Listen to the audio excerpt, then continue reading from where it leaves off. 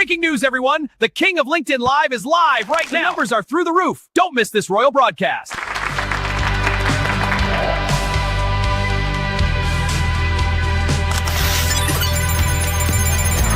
So, who exactly is the unofficial king of LinkedIn Live? Let's dive right in. That title points to one guy, Liam Gallegos. He's a creative director and narrative strategist. But honestly, that title, it's way more than just a gimmick. It's about solving a huge problem. He calls our current situation a trust apocalypse. People are just skeptical of everything online. Think about it. Almost 3/4 of us can spot and just flat out reject generic AI marketing. And that skepticism, it creates a death spiral for brands still stuck on those old impersonal tactics. This really leaves marketers at a crossroads with a clear choice between two very different paths. So what's his solution? It's a hybrid model designed specifically to rebuild that broken trust. It all starts with authenticity. We're talking real, TV quality broadcasts, not choppy webcam calls. And here's the core philosophy. Humans are up front, building trust. AI is in the back, making it scale. So how does it work? Simple. The human connects with people, then the AI gets to work invisibly. I love how he puts it. AI is basically a supercharged intern who never sleeps. And this is the key to the whole thing. The AI is never pretending to be human. It's always transparent. Now, this approach didn't just appear out of nowhere. It's built on decades of tech experience. I mean, from a Commodore 64 in the 80s to cutting-edge AI art today, he's seen it all. This deep history gives his methods some serious credibility. For him, it's just another Monday. So, what does this all mean for his clients? What does he actually do? He combines all these skills to turn messy, chaotic ideas into actual cinematic stories. Essentially, he takes that panic and those half-formed ideas and builds a story you want to watch. So, let's end on this. The old playbook is obviously broken. The only question is, what's your next move?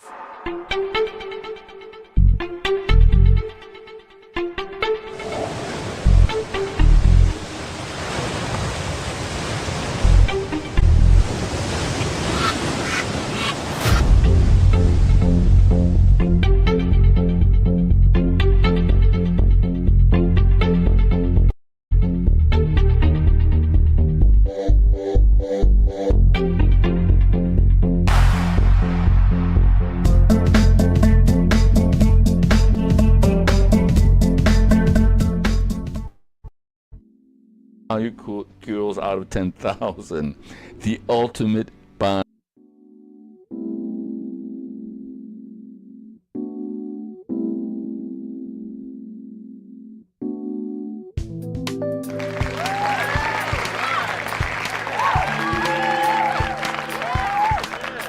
Okay. We made it. So today we're going to go through the tech stack, what I use to look fabulous,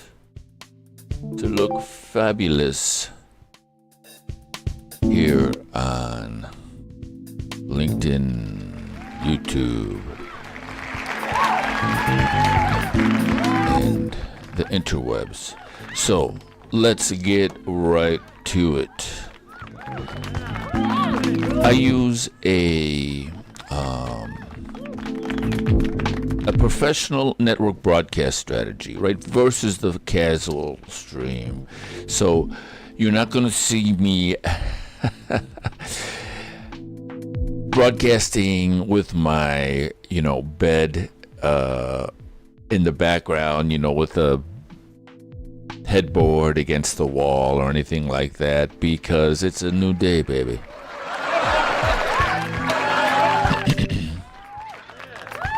We're mixing the authenticity of being live with something that says, I give a crap, right? I don't want to waste your time. I'm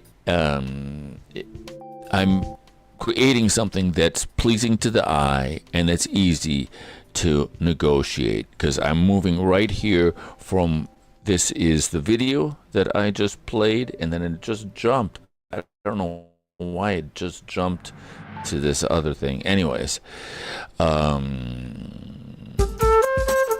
craziness. And then I can go right here to the presentation instantly, and we'll talk about how we move around the space as we go on. So what I'm doing, and I'm going to show you my setup, I organize the screen into 4 quadrants. If it's a big screen, it's 4 quadrants. If it's a small screen, it's maybe make 2. So this is what I'm looking at, right? So here, over here is the video we just saw at the cold open. Up here is the presentation. Over here, I'm monitoring the tech stack as far as the CPU usage. And here's my StreamYard right here. All right, so these elements, they snap into place. And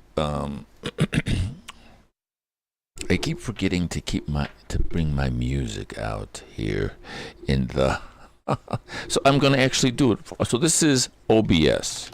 Okay, so now I'm going to go into my source panel. You see, I'm going to sources, and I'm going to turn on because I want to hear the original music. All right. So now the original music is playing and able to work the scenes here. And I used to move the scenes with a hotkey, but I just keep the hotkeys for the incidental laugh tracks and things like that, and we'll talk about that in a second. So we're gonna go back to the presentation, and so this 4-screen ethic, right, comes with this quadrant that I set up the screen comes from my live television background. And so let's see, yeah, so like right here I have a small 3D. I think this deserves a round of applause. These are small 3D molds of TV cameras. Aren't these awesome? There's 2 more coming, and I give instructions, and so we go through, like we'll have a live TV program over here, right? And we'll go through the direction of some of our favorite live television programs and sort of see what it is to direct a live TV program. And that live TV ethic, which is an ethic that has been around, Johnny Carson, the Honeymooners, Friends, recorded in front of a live studio audience.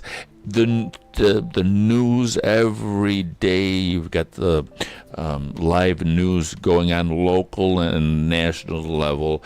All of that comes with a 4-camera shoot, standard operating network broadcasting set of principles that is used throughout the world of broadcasting. And so that's the basis of these broadcasts that I'm using. And so then I've got the Voicemeeter, right? And I'm going to show you this right here. And I was wondering how we're doing good on the we're doing real good on the CPU usage. I'm going around a lot here. So this right here is Voicemeeter Banana, and they have another one. I forget what it is at the moment. Banana, and I don't know why they attach food groups to these mixer configurations, but this is free. So this is right here is the OBS feed. This is my mic feed, which is independent, and I can route this. So what I can do is I can route this audio panel. I can go to OBS, which you just saw, right? Or I can throw it into a AI transcription device, or if I'm talking to some of my colleagues in Paris, and their French is just way too quick for me. I'll throw their audio feed into Google Translate, right? But for whatever reason, this takes up a little bit too much. How do you say? CPU usage, right? So I like to keep it minimized, and I monitor my my audio here. Okay, so this is a live stream, which is like 1,000 times less weight in terms of CPU processing usage. And what was it? I'm going to get my restream back up in there. So this is the restream, and what I like to do, I'm going to disable the preview. You see that? This is now disabled, and that just boom brings down the CPU usage by just an astronomical amount, and I'm still able to monitor the StreamYard up there. All right. And each time I go, it's triggering I keep forgetting to turn off the laugh track. All right. And so as you can see, I'm using a dynamic move plugin. This is very common. So watch, I'm going to move. And no, this is going to dissolve. As I come back to this first scene, it's going to dissolve. Did you see it dissolve? Okay, now this one is going to dissolve also. No, this one's going to move. I'm going to go from this first scene to the next scene. It's still just going to be the webcam. It's just going to be a capture of me, and watch. Okay, did you see the movement? And now we're going to go. I'm going to move into a very small section on the bottom left, I think, right? Yeah, there I am in the bottom left. All that movement is, you see it a lot in news programs. They do a lot of that sort of movement rather than just a cut and a wipe. And so that adds an extra element of professionalism to the broadcast. And so I'm constantly monitoring my CPU usage and status, because if I get too heavy, and this is the most, see the movement of the earth in the background? Okay, oops, I'm sorry. Yeah. Okay, you see the movement of the earth there in that movement, along with the movement of this thing that's moving, right? All of that is taking processor speed. Right now we're at 94%, plus the scrolling ribbon down there at the lower third. Okay, now it's calming down a bit, so we're down to 72% in terms of CPU usage. And if I were to enable the preview, so I'm going to go down here, this is OBS. If I enable the preview, right, it's going to skyrocket. Well, it's not doing too bad, but it is rising up. It's going to get to about 80%. So we will disable the preview, and we will continue with our little presentation. And so I have a left, an applause track, a laugh track, a rim shot. I've got a drum roll, right? I've got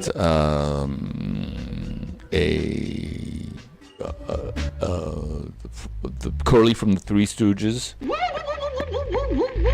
I've got that classic woke woman screaming. Where is she? And then I've got some celebration, right?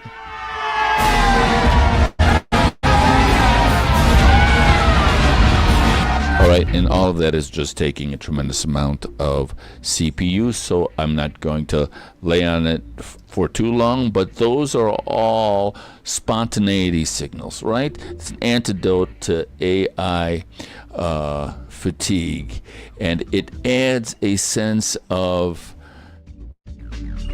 authenticity because it's live, and I'm doing these things live, and if somebody comments, I can bring the comment in and joke around or create this spontaneity, which is sort of engineered authenticity.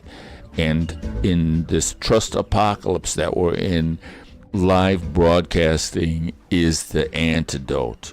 It doesn't get more real than this. Even the mistakes are welcome. All right? And then so now, this is called side chaining. And what side chaining does is it ducks the audio in favor of... So if you listen, there's a music track. I'm going to shut up now and listen to the music. It's all original work that I've done over the years. I'm going to speak, and as I speak, the music goes down. In the old days, you'd have somebody riding the slider, but when compressors, audio compressors, came into being around the 1960s, early 1970s, they figured out that you could trigger the compressor to attenuate the music and let the speaker speak. It was first started in radio. So I'm going to do it again. I'm going to shut up, listen to the music arise. And as I talk, my voice attenuates the sound of the audio track, the backing track. And that, once again, is called side chaining, side chain compression, which ducks the one audio source under the other. And so what I'm doing is I use a virtual camera. I don't go in. I can show you here. If I go, this is going to be, I've never done this before. Okay, I'm going to show you right here. Oh, I can't switch the scenes. All right, so we're going to go. All right, that's why I was hesitant. Okay, so now we can do this. All right, so if I go here, I'm not using the RTMPS service. All right, so I'm not going in there and grabbing the server API and using a password to get in. I have to do that on Instagram, right? Oh, it's not showing. Oh, yeah, it is showing. Yeah, okay. So this is the setting. I'm not doing that, all right?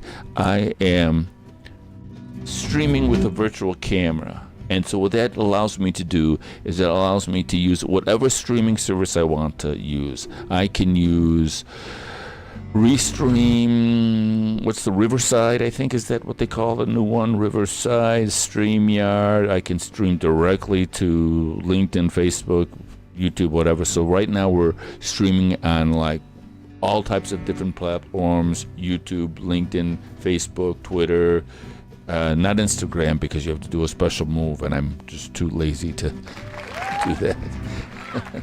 And so that's sort of the distribution architecture of how I'm setting up the streaming, right? And so with the green screen, I have light that's lighting the green screen, and I am being lit with just a regular table lamp, which is an orange hue.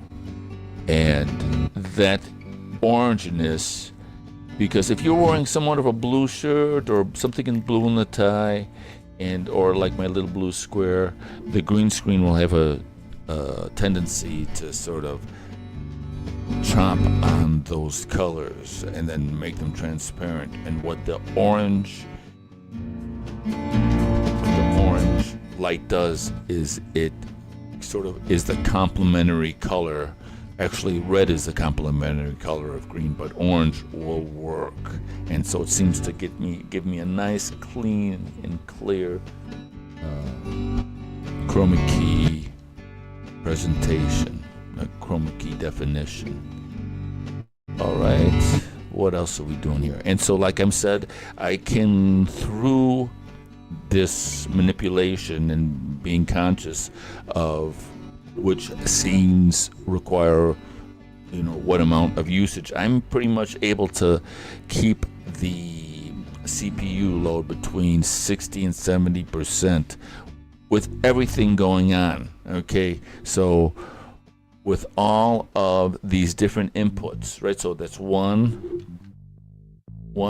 2, 3, 4, 5, 6 inputs I have going on, and the CPU is running between 65 and 70% most of the time, and I think that deserves a round of applause.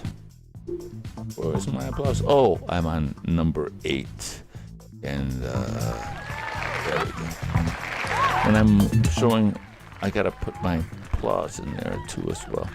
All right, on scene number 8. So with this discipline and with this architecture, I'm able to do this on a laptop. So no matter where I am in the world, whether I'm in Paris, Chicago, or I'm anywhere, if I can bring my green screen with me, which is just a sheet I can stick in and pin up anywhere, I'm good to go with a professional looking studio from anywhere I want to broadcast from. I won't have the